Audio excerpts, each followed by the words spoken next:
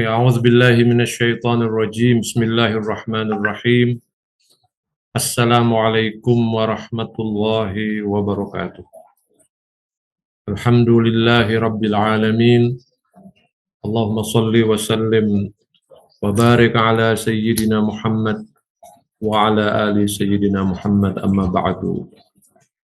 Ma'asyiral ikhwan wal akhwat rahimakumullah. Kita bersyukur kepada Allah Subhanahu wa Ta'ala pada kesempatan hari ini. Allah perkenankan kita untuk berjumpa melalui channel Safinah, dan tema yang akan kita angkat tentu saja terkait dengan puasa, ya. Pribadi saya mengucapkan selamat puasa buat seluruh kaum muslimin dan terutama para pengikut dan pecinta Ahlul Bait, dan lebih-lebih kepada para yang setia untuk senantiasa menyimak Safinah TV, ya. Bicara tentang puasa dan bicara tentang Ramadan, tentu sudah banyak yang sering kita dengar, sudah banyak yang kita dengar, ya. Dan sudah banyak juga yang kita baca tentang berbagai aspek tentang puasa dan Ramadan ini. Nah, semoga apa yang pernah kita baca dan pernah kita dengar itu dapat kita serap hingga menjadi perbendaharaan bagi diri kita untuk kita laksanakan dalam menjalankan ibadah puasa khususnya di bulan Ramadan ini. Ikhwan dan akhwat rahimakumullah, puasa yang kita lakukan kali ini tentu saja bukan puasa pertama, ya. Puasa yang sudah kesekian kalinya.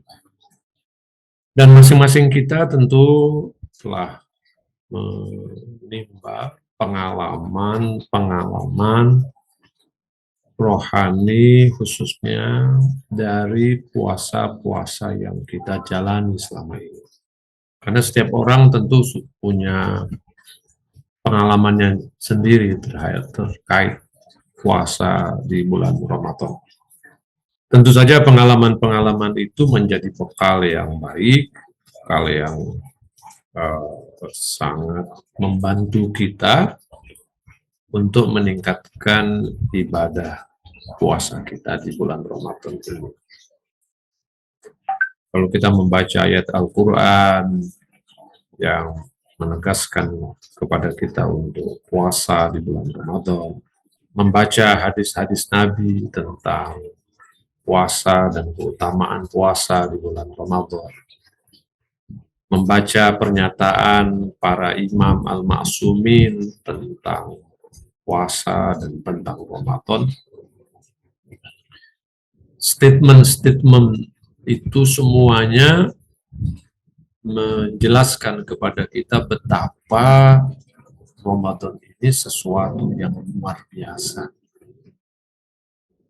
sesuatu yang amat bernilai. Tergantung pada kita bagaimana memanfaatkan keutamaan, kelebihan di bulan Ramadan. Kembali kepada kita.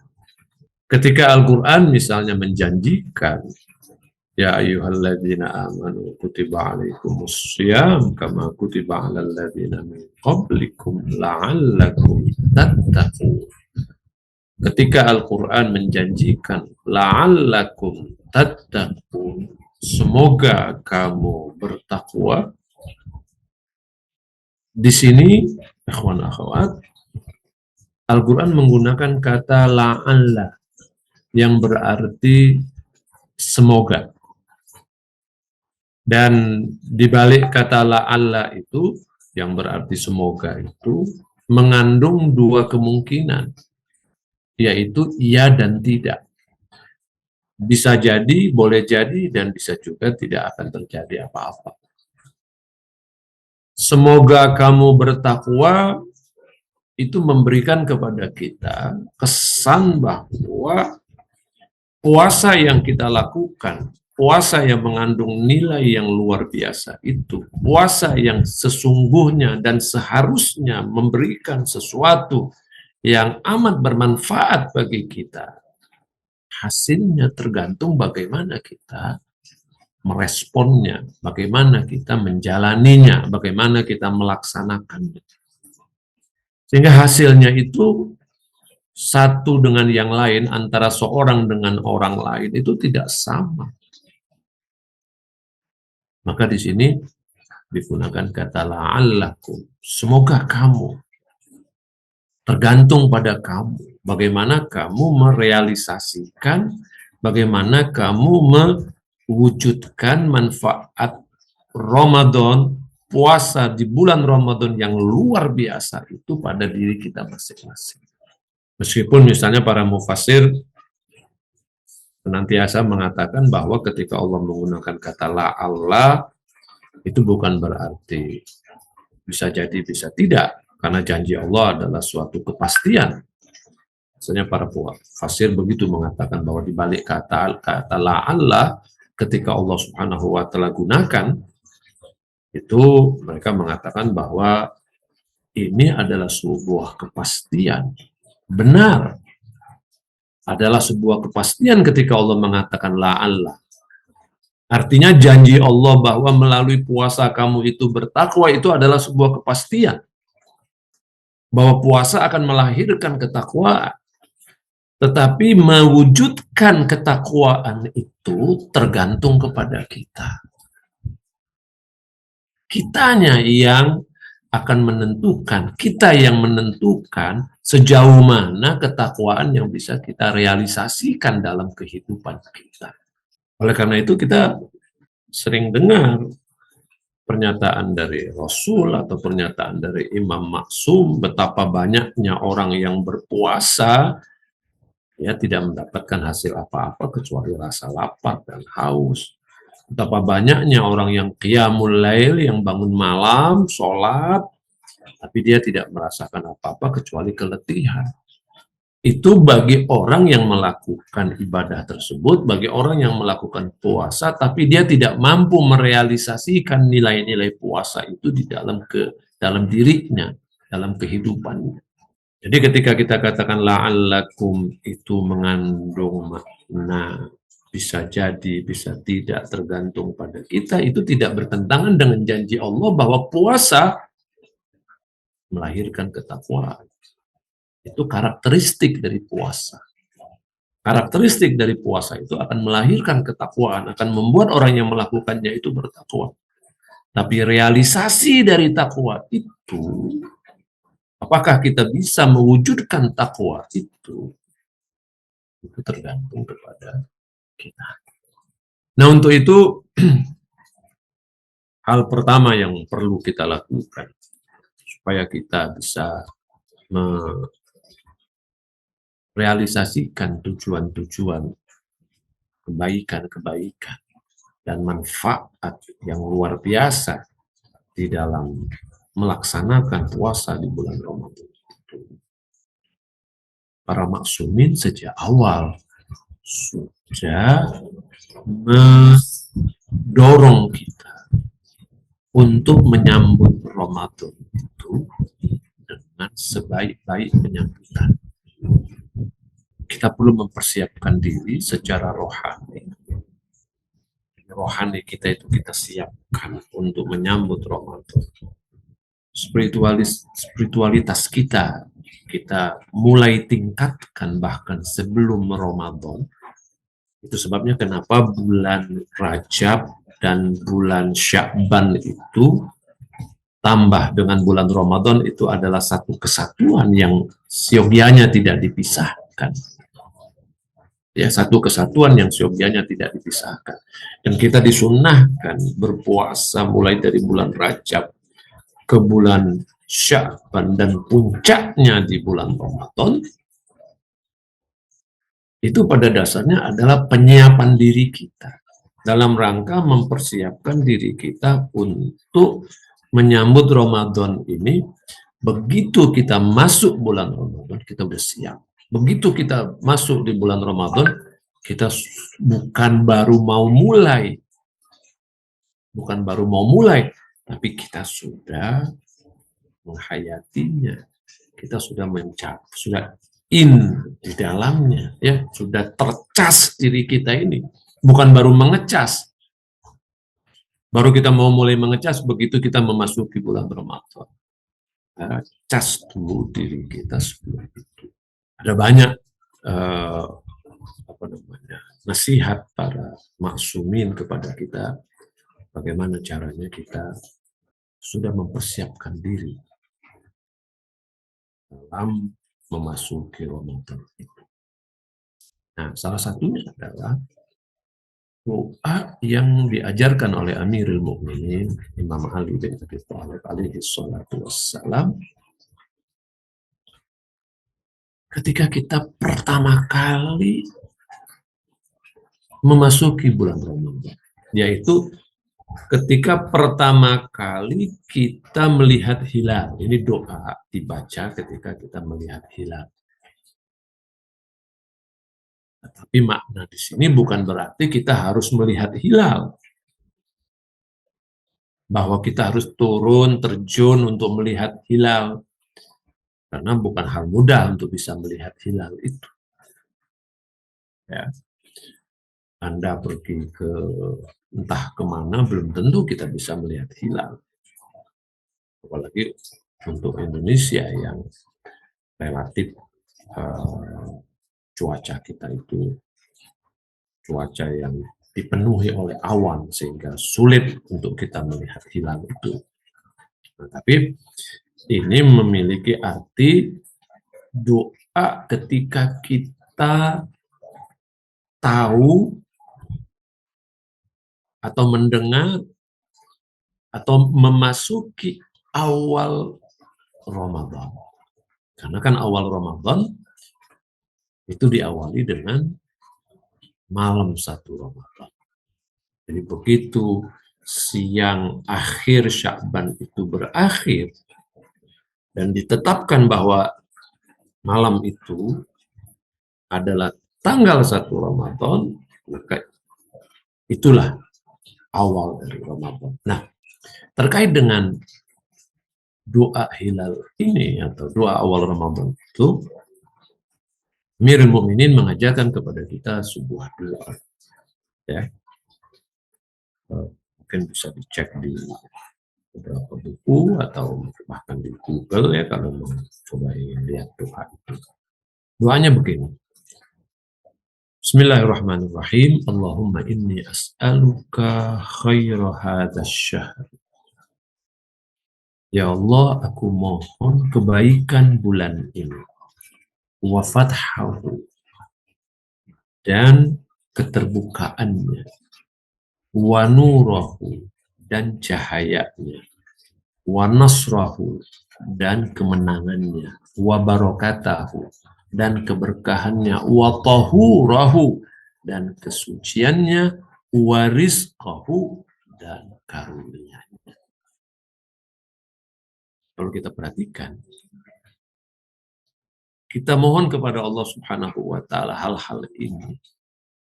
Ini sesungguhnya menunjukkan keutamaan dari Ramadan itu. Menunjukkan keutamaan dari Ramadan itu. Ada beberapa hal yang disebut di sini tentang keutamaan Ramadan. Ya Allah, aku memohon padamu kebaikan bulan ini. Bahwa bulan Ramadan itu mengandung kebaikan-kebaikan. Keutamaan, kemuliaan. Kita minta pada Allah, ya Allah berikan kepadaku kebaikan. Wa fathahu, dan bahwa dia itu akan memberikan kepada kita kemenangan, keterbukaan. Ada hal-hal yang Allah akan berikan kepada kita. Memecahkan masalah kita, problem kita. Ada berbagai kesulitan yang kita hadapi di dalam keseharian kita atau sebelumnya. Kita minta Allah Subhanahu wa taala bukakan itu di bulan Ramadan. Kemudian wanurahu cahayanya, karena Ramadan memancarkan cahaya. Wanasrahu kemenangannya, bahwa dia akan melahirkan kebaikan-kebaikan kepada kita, memberikan sesuatu yang disebut dengan kemenangan. Wabarokatahu keberkahannya, watahurahu kesuciannya.